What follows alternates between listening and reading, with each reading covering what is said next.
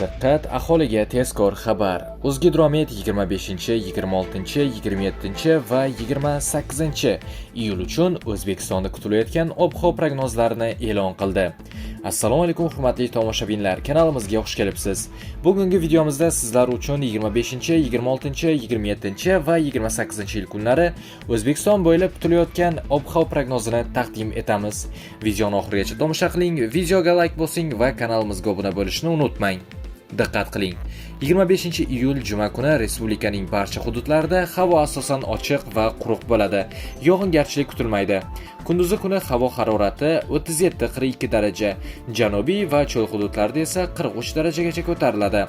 26 iyul shanba kuni ham juda issiq ob-havo saqlanib qoladi. Respublikaning aksariyat hududlarida yog'ingarchilik kuzatilmaydi. Harorat 38-42 daraja, ayrim joylarda 43-44 darajagacha yetishi mumkin.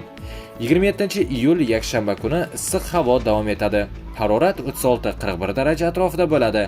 Tog'li hududlarning ayrim joylarida qisqa muddatli yomg'ir va momaqaldiroq kuzatilishi mumkin.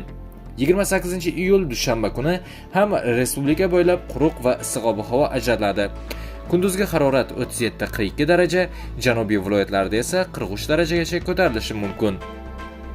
Hurmatli fuqarolar, kuchli issiq kunlarda imkon qadar quyoshning tik nurlari ostida uzoq vaqt qolmaslik, ko'proq suyuqlik iste'mol qilish va zarurat bo'lmasa, tush payti tashqariga chiqmaslik tavsiya etiladi.